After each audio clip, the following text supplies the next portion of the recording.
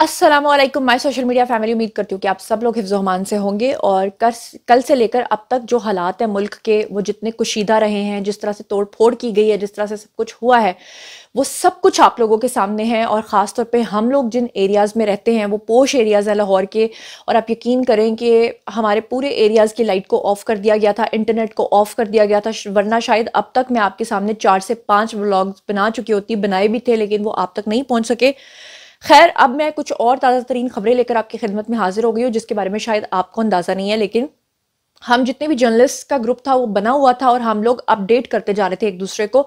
और अनफॉर्चुनेटली लाहौर के जितने भी पोश एरियाज़ हैं, ख़ास तौर पे जो कैंट का एरिया है, वहाँ पर जो कल बदतमीज़ी की इंतहाएं की गई हैं और जिस तरह से आम आवाम कैंट के अंदर, कंटोनमेंट के अंदर घुसे हैं, जिस तरह से उन्होंने कोर कमांडर हाउस, जो कि कायद आज़म की एक विरासत कही जाती है, कायद आज़म मोहम्मद अली जिन्ना ने उस घर को ख़रीदा था, वहां पर रिहाइश नहीं थी, वो सिर्फ एक सरकारी बिल्डिंग थी जो वहां पर थी। और जिस तरह से लोग उसके अंदर घुसे और उसकी फुटेजेस भी सामने आई कि किस तरह से वहां पे 2-3 अशखास जो थे, जो सिक्योरिटी पे मामूर थे, उन्होंने लोगों को बहुत मना किया, लेकिन जो एक मॉब था, जो एक जत्था था, वो अंदर गया। और फिर हैरत की बात यह है कि उन्होंने कोर कमांडर हाउस को जलाने से पहले क्या किया कि वहां पे जो जानवर थे, मतलब मोर थे, वहां पे चकोर थे, वहां पे डिफरेंट तरह के बर्ड्स थे, उनको वहां से लोगों ने निकाला और लूट कर अपने घरों में ले गए। और ना सिर्फ अपने घरों में लेकर गए, बल्कि उन्होंने वहां पर जनाब बदतमीजी की इंतहा ये की कि उन्होंने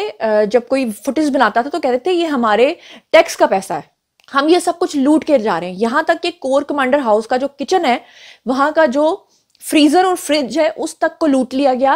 हत्ता कि मैंने ऐसी फुटेजेस भी देखी कि अंदर जो फ्रिज के अंदर जो सामान पड़ा होता है, जिसमें फालसा, स्ट्रॉबेरी और पता नहीं क्या क्या पड़ा हुआ था, सालन पड़ा हुआ था, वो तक लूट कर ले गए जो वहां के मुलाजमीन बेचारे खाते थे। 75 साल तारीख में पहली बार ऐसा हुआ है कि आम आवाम ने फौज के लोगों को उनके सामने जाकर गालियां दी हैं। और ये सब वो नफरत का बीज है जिसको खान साहब ने बोया था। और अनफॉर्चुनेटली इसको हमारी पिछली वाली स्टैब्लिशमेंट ने इस पौधे को, इस बीज को लगाया था और इसको पानी दिया था। और जब ये तनावर दरख्त बना तो आप ये समझ लें कि अपने ही हाथों का जो लगाया हुआ पौधा था, उसी ने आपको जो है वो जला के राख कर दिया। अच्छा, यहाँ पर बहुत सारे जो बैरून मुल्क के लोग हैं या इंडिया के लोग हैं या जो हमारी फौज के एंटी स्टैब्लिशमेंट लोग हैं, वो बड़ी इस फौज का जो है ना मजाक उड़ा रहे हैं और वो कह रहे हैं कि देखो जी, ये इन्होंने कश्मीर फतह करना था कि ये तो लोगों को रोक नहीं पाए अपनी छावनियों के अंदर एंटर होने से, जीएचक्यू के अंदर इन्होंने हमला किया। तो इन्होंने कहा जी फौज के बारे में गंदा प्रोपेगेंडा करते हुए कि फौज जो है वो तो इन लोगों को, आम लोगों को रोक नहीं पाई। और भाइयों, अपना दिमाग थोड़ा दुरुस्त करो। फौज जो होती है ना, वो मुकाबला करने के लिए होती है, बारूद चलाने के लिए होती है। अगर कोई और बंदा यहाँ पे घुसता जो पाकिस्तानी अवाम ना होते, तो फौज ने ना 1 सेकंड के अंदर सबको भून के रख देना था।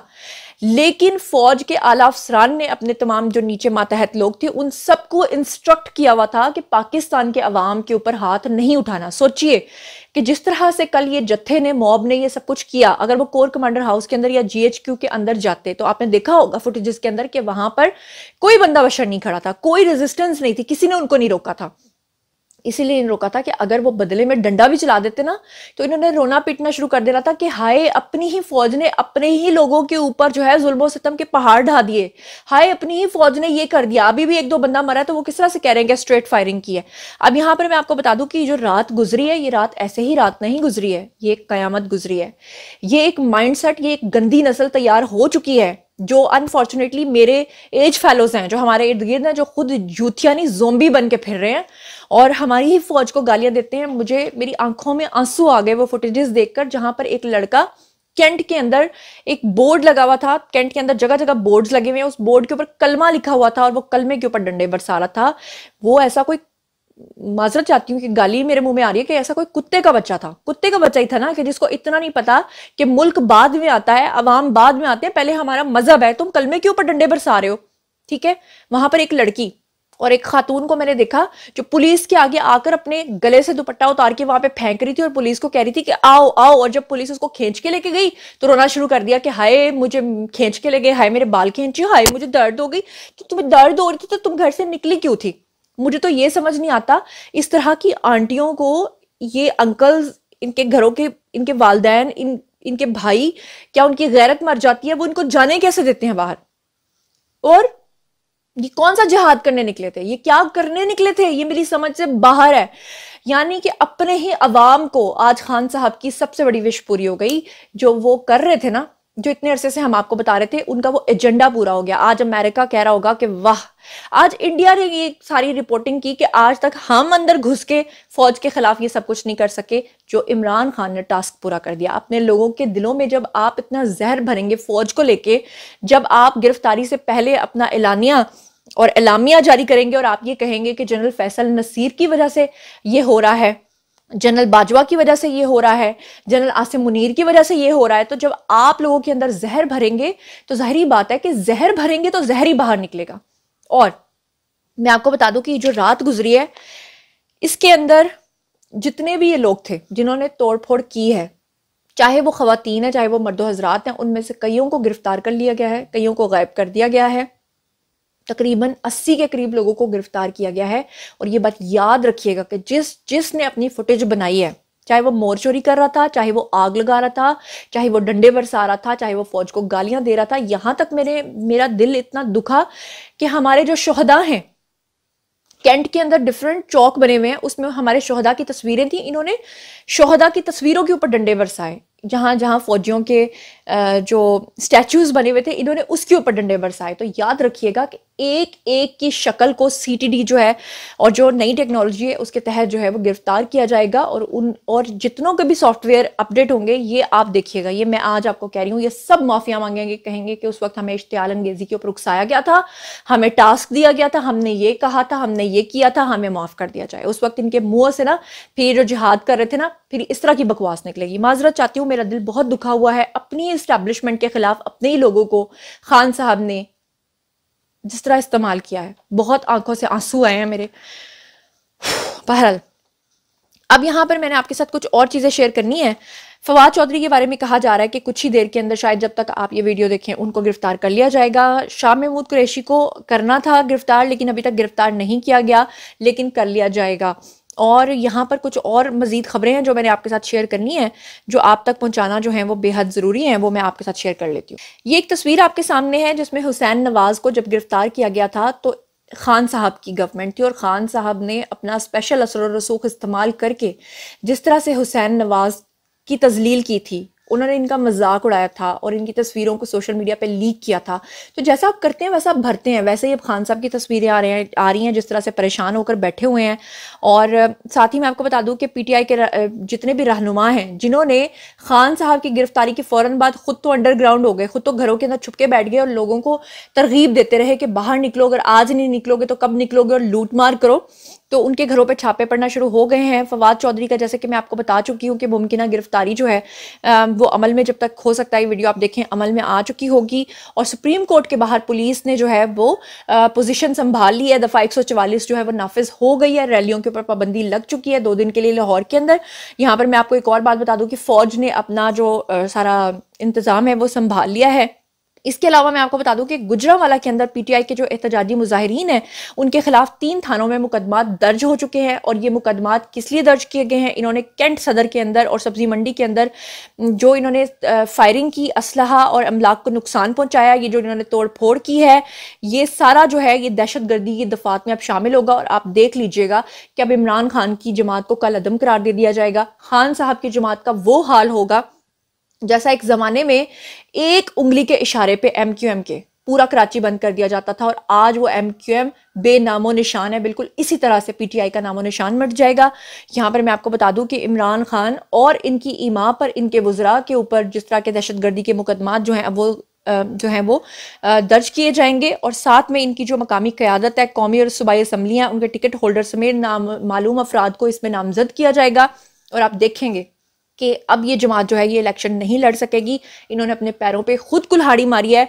किसी भी सियासी जमात का ये हक होता है कि वो अपना एहतजाज रिकॉर्ड करवा सकते हैं, लेकिन इस तरह से मैंने कभी अपनी पूरी जिंदगी में नहीं देखा। मेरा ख्याल है मेरे आबाओ-अजदाद में किसी ने नहीं देखा होगा अपनी ही फौज के ऊपर अपने ही लोगों ने इस तरह की चढ़ाई की और उनको गंदी गंदी गालियां दी हों। और फिर मैं चाहूंगी कि शायद कुछ वीडियोज, अगर मेरे पास वीडियोस तो मेरे पास बहुत हैं, लेकिन पता नहीं अब वो सोशल मीडिया पे चलने वाले हैं कि नहीं, क्योंकि सोशल मीडिया का अपना एक ज़ाब्ता क्या है उसे कहते हैं, ज़ाब्ता है अपना एक, कि उसको हम नहीं चला सकते। वायलेंस की वीडियोस मिसाल के तौर पर तोड़ फोड़ करते हुए की वीडियोस हम आपको नहीं दिखा सकते, आग जलाने के, लेकिन जो गालियां दे रहे हैं, हैव अ लुक, जरा देखिए, फिर मैं आपको अगली खबर देती हूँ। ये उस फौजी को भेजो, अफसर को, अफसर को भेजो बाहर, नसीर को भेजो, कुत्ता फैसल नसीर को भेजो, फैसल नसीर कुत्ता। ये हालात आए हैं भाई, ऐसा क्यों करते हैं? अपने अफसरों को बोलने ना, आप बोलने अपने अफसरों को, आप अपने अफसरों को बोलने, उनकी कुत्ते वाली हो रही है अफसरों की, आपकी भी वर्दी जो खून पसीना देते हैं सारी जाया जाती है। जी, तो आप लोगों ने ये वीडियोस कुछ देखे हैं। इसके बाद मैं आपको बता दूं कि इमरान खान का जो मेडिकल बोर्ड था जिसने इमरान खान की तशखीस की है, उन्होंने कहा है कि इमरान खान बिल्कुल तंदुरुस्त हैं। ये जो बातें फैलाई जा रही हैं कि खान साहब को बहुत तेज़ बुखार है और उनकी टांग गल गई है और ये हो गया वो हो गया, ऐसा कुछ भी नहीं है। और डॉक्टर्स ने कहा है कि उनको किसी किस्म की कोई तकलीफ, कोई ब्लड प्रेशर, कोई शुगर लेवल कुछ भी नहीं है, नब्ज और दिल की रफ्तार बिल्कुल नॉर्मल है। इसके अलावा मैं आपको बता दूं कि इमरान खान की जो गिरफ्तारी हुई है उस पर तहरीक इंसाफ ने सुप्रीम कोर्ट से रजू कर लिया। सारी बात है, सुप्रीम कोर्ट से तो उन्होंने रजू करना ही था, क्योंकि हर सूरत वो खान साहब को बचाना चाहते हैं और सुप्रीम कोर्ट ही आपको पता है वहीं से इनको जरा। तो बाकी चेयरमैन पीटीआई की गिरफ्तारी के मुतालिक जो है इस्लामाबाद हाई कोर्ट का हुक्म जो है सुप्रीम कोर्ट में चैलेंज भी कर दिया गया है। इसके अलावा मैं आपको बता दूं, फैसल वाउडा के बारे में कहा जा रहा है कि उसकी प्रेस कॉन्फ्रेंस जो है वो तमाम चैनल्स पे बताई जाएगी, क्योंकि फैसल वाउडा जो है वो इनकी अंदर तक की सारी बातें जानते हैं। इसके अलावा मैं आपको बता दूं कि खान साहब ने फरमाया है कि जी मैं 24 घंटे से वॉशरूम नहीं गया, और वो कहते हैं कि डॉक्टर फैसल को बुलाए, मैं चाहता हूँ कि मेरे साथ मकसूद चपड़ासी वाला काम ना हो। ये इंजेक्शन लगाते हैं और बंदा आहिस्ता आहिस्ता मर जाता है। आपको याद होगा कि पिछले दिनों कुछ सहाफ़ियों ने ये खबर लीक की थी जिसमें उन्होंने बताया था कि हामिद मीर को, मरियम नवाज को इन्होंने जहर देना था। नवाज शरीफ को इन्होंने दौरान हिरासत इंजेक्शन दिए थे और नवाज शरीफ को इन्होंने इस तरह का इंजेक्शन दिया था जिसके बारे में खान साहब अपनी मुतअद्दिद तकारीर में ये बात कर चुके हैं कि एक इस तरह का जहर वाला इंजेक्शन होता है जो अगर आपके अंदर इंजेक्ट कर दिया जाए तो इंसान को हार्ट अटैक होता है और उसकी मौत हो जाती है, और बाद में जब उसका पोस्टमार्टम होता है तो उसमें मौत की वजह जहर नहीं बल्कि उसकी मौत की वजह जो है वो हार्ट अटैक आती है। और उसी डर से जो खान साहब ने अपने लोगों के साथ मिलकर लोगों को जो टीके लगाए थे ना, अब उस टीके से वो खुद डर रहे हैं कि हाय मेरे साथ भी ये होगा। और खान साहब की तस्वीरें आप लोगों के सामने है। साथ ही मैं आपको बता दूं कि जुडिशल कॉम्प्लेक्स में इनको पेश ना करने का फैसला हुआ है और जो गेस्ट हाउस है वहीं पर अदालत लगेगी। तोशा खाना और नैब के केसेस सुनने वाले जजेस जो हैं पुलिस लाइन गेस्ट हाउस में जाएंगे और वहां जाकर ये सारा केस सुनेंगे। उसके अलावा आपको बता दूं कि जो हैं वो नवाज शरीफ के घर के बाहर भी ये लोग इकट्ठे हुए हैं। बदतमीजी इन्होंने खूब किए रखी है पूरी रात। ऐसी ऐसी खवातीन मैंने वहां देखी, यकीन करें कि जिनको देख के मैं खुद हैरान हो रही थी कि ये लंदन की सड़कों पर आ कैसे गई हैं। उसमें से एक खातून थी जिसके 4 बच्चे थे और उसके बच्चे शर्म खा रहे थे कि ये हमारी माँ है, और उनकी माँ जो ढकोसले कर रही थी वो वीडियो भी आप लोग देख लीजिए। बाकी वीडियोज भी मैं चाहूंगी कि एडिटर लगा दे कल से लेके अब तक जो जो कुछ हुआ है, क्योंकि ट्विटर बिल्कुल बंद है, सोशल मीडिया बंद था, नहीं आप तक ये सब चीज़ें हम पहुंचा पाए थे। बाकी जनाब अब आप लोगों की बारी है, आइए कमेंट सेक्शन में बताइए इमरान खान की जो इस्तदा की गई है कि 14 दिन का रिमांड दिया जाए, उसके बारे में आपका क्या ख्याल है। गेस्ट हाउस के अंदर सुनवाई होगी, उसके बारे में आपका क्या ख्याल है। मेडिकल बोर्ड ने इमरान खान की रिपोर्ट्स को नॉर्मल करार दिया, उसके बारे में आपका क्या ख्याल है। जो तोड़फोड़ की गई है उसके साथ अब रियासत किस तरीके से निपटेगी, उसके बारे में आपका क्या ख्याल है। खान साहब ने जो जहर का बीज बोया था वो बड़ा होकर तनावा दरख्त बन के जिस तरह से लोगों को उसने नुकसान पहुंचाया, उसके बारे में आपका क्या कहना है। और ये जो एक गंदी नस्ल अब हमारे बीच में मौजूद है जो कि इस वक्त 20 साल से लेकर 17-18 साल से लेकर अब 30-30, 35-35, 40-40 साल तक के लोग हैं, पता नहीं अब ये असरात कब ख़त्म होंगे और ये आगे अपने आने वाली नस्ल को क्या सिखाएंगे, मेरी समझ से बाहर है। बहरहाल ये मैं आपको बता दूं कि खान साहब की सियासत अब दफन हो चुकी है। खान साहब को अब इलेक्शन नहीं लड़ने दिया जाएगा, और अगर लड़ने दिया गया तो इनको बिल्कुल ख़त्म कर दिया जाएगा। ख़त्म से मुराद ये है कि जीत नहीं पाएंगे, और अल्टीमेटली अगयार खुश हो रहे हैं। जो कुछ भी आप लोग सोचते समझते हैं कमेंट सेक्शन में शेयर कीजिए, पर्सनली जवाब दूंगी। मजीद खबरें, व्लॉग्स, इंटरव्यूज और सियासी तज्ज़िये जानने के लिए मेरे साथ कनेक्टेड रहना हरगिज़ मत भूलिएगा। चैनल को सब्सक्राइब कर लीजिएगा। अपना बहुत ख्याल रखिएगा। अल्लाह ने के पान।